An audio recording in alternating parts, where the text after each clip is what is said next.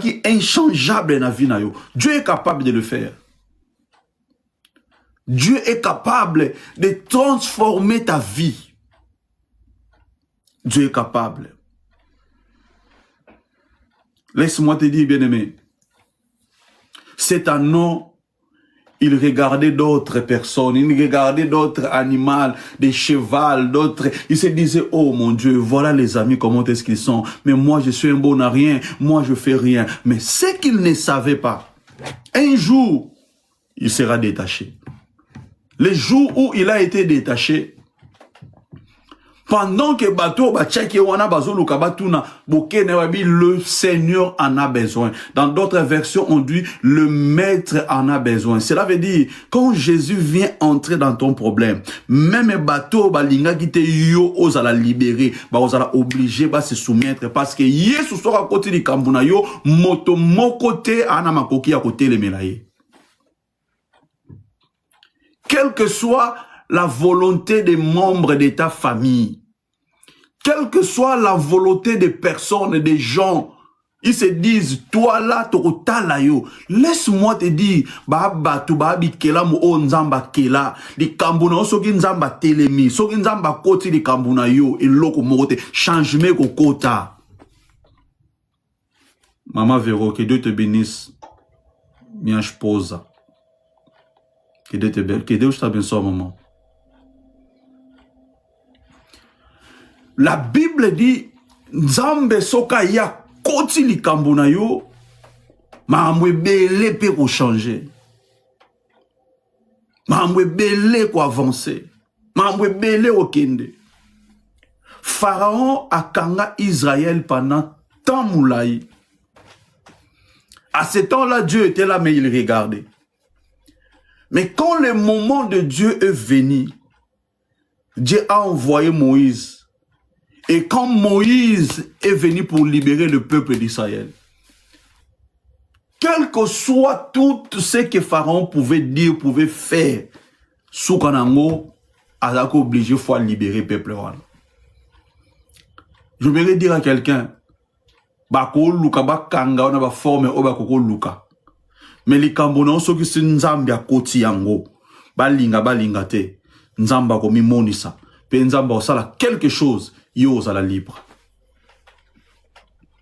Li bonde li nangai na pokwa lelo to na après-midi ya lelo pona ba mususu. Nzambe akota likambo na yo pe a libérer yo afin que yo ko za la libre. Et si comme makambo sala ki mon lili et sala ki compliqué bona o mona te comment est-ce que tu peux t'en sortir, que Dieu intervienne maintenant dans ta vie et que les choses commencent à avancer d'une façon au bango moko baromi tout na main et salami boendengeni. Dieu est là. Aïe. Alors maintenant ngonge koki pour que botika muto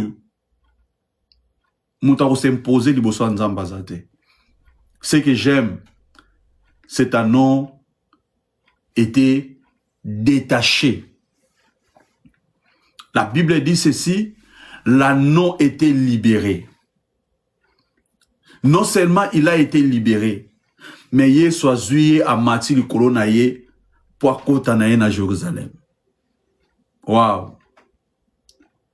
Ba anneau mususu, Josué nzamba pambola yo. Ba anneau mususu wana, ba memana bango ba marchandise, ba memana bango batu mususu. Mais anneau oyo azala attaché, mokolo azala libéré à même n'importe qui, à même les rois des rois. Je voudrais dire à quelqu'un ceci. Tika batu ba vivre ou ba vivre. Ce qui est soit continue à chemin na yo, ce qui est soit détaché yo, ce qui est soit ye koluka yo.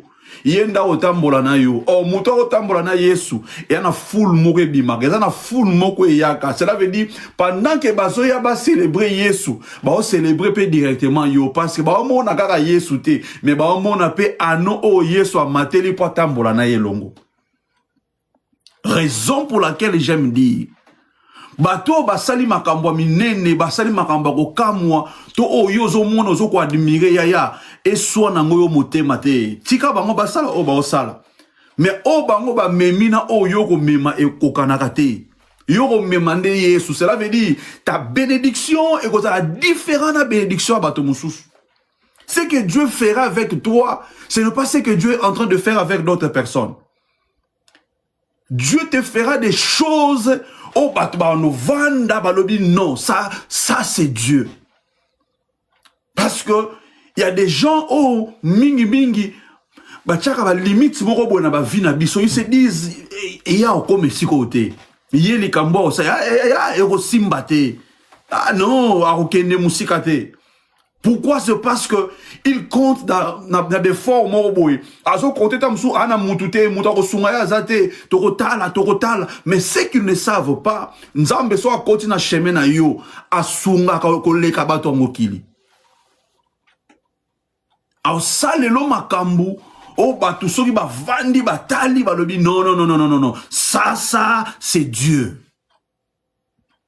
Ma prière cet après-midi, ma prière na moment au bisotozali, si quand Nzambe a kota li kambuna yo, pe asale lo makambo minene, o eko kamu sabato.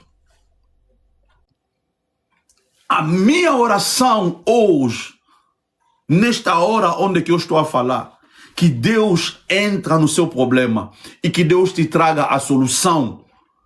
O que as pessoas pensavam ou o que as pessoas esperavam de ti, a dizer que isso não vai acontecer na vida dele, que Deus faça isso na sua vida e que boas coisas aconteçam.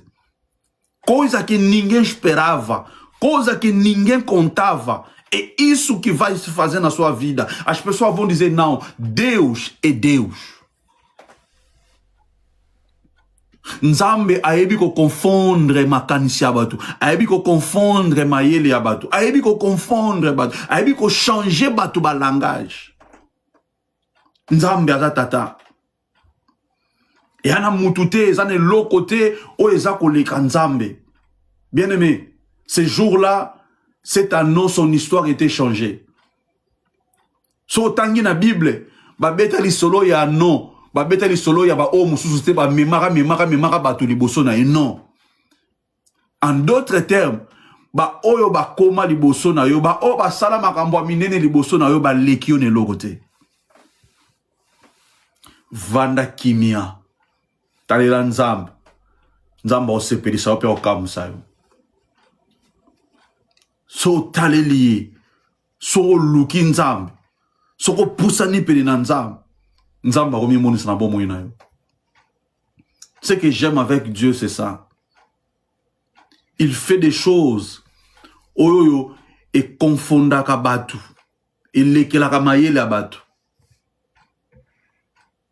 Et l'eau qu'on a dit, moi j'appelle ça la folie de Dieu. Là c'est la folie de Dieu. Nzamba ko bandoka muisa yo na ba forme moko na yo moko peno vandi olobi non. Ça ce n'est que Dieu qui peut faire ce genre de choses. Tu es là, tu vas commencer à te poser des questions, mais Nzamba komi singa tina niveau oyo. Nzamba meminga awa. Nzamba salelinga makambo oyo. Nzamba za tata. Toi, tu peux commencer une histoire qui n'a jamais commencé dans ta famille. Toi, tu peux commencer une histoire qui n'a jamais été faite dans le milieu où tu vis. Que batupena balobi makamboyo. Non, ça c'est Dieu. Avec Dieu, cela est possible. Bien-aimé, j'aimerais dire à quelqu'un, ce qui est sous. À kota ki jouwana. Orly, ma fille, que Dieu te bénisse, maman. Que Dieu te bénisse. Mokolowana Yesu, à kota ki na Jérusalem, avec un anneau. C'était une célébration.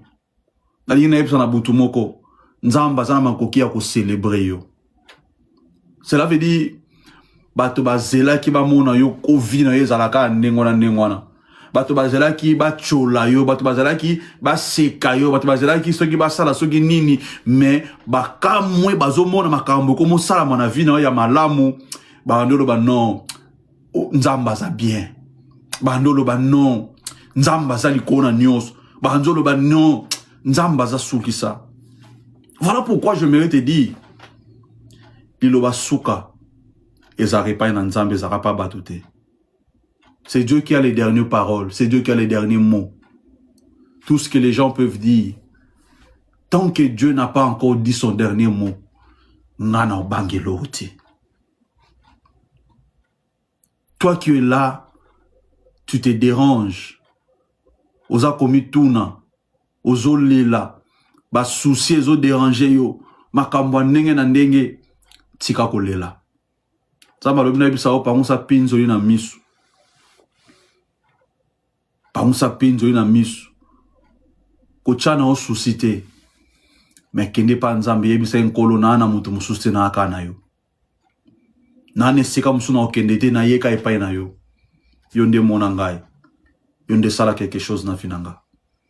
Et je le crois de tout mon cœur que Dieu va faire quelque chose dans ta vie. Moi, je le crois de tout mon cœur que Dieu va changer ta vie.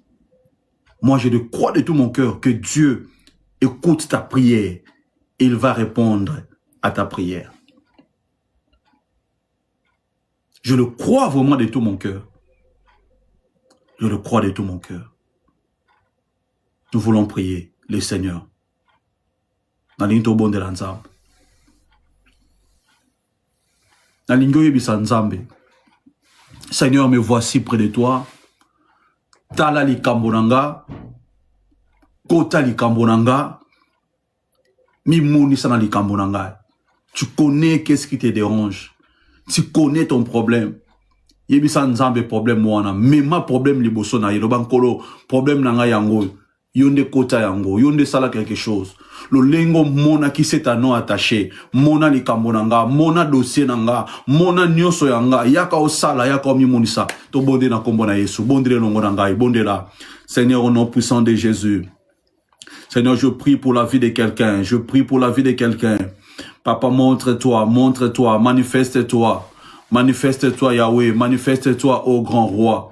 Nous avons besoin de toi, nous avons besoin de toi. Ô Père mon Dieu, ô Père mon roi, manifeste-toi, manifeste-toi. Mona likambwande komoko, likambwa moto moko, azoko belela yo, na mokolo ya lelo, azana pose intervention na yo, Yahweh sala, Yahweh sembola loboko, Yahweh sala ya minene, Yahweh sala ya kokamwa, lokola yo azalite, lokola yo akozalate, yonde papa malamu, yonde bikamwa na ngai, yonde makasi na nga, yonde lobiko na nga, yonde yano na ngai, Yahweh na beleli yo, papa yondo sala, papa yondo mimonisa, papa osala ya kokamwa, papa osala ya minene, mususu azalite, mususu akozalate, nzambe na bomoi, nzambe na kembo, nzambe na nguya nyonso, Yahweh na beleli yo mimonisa.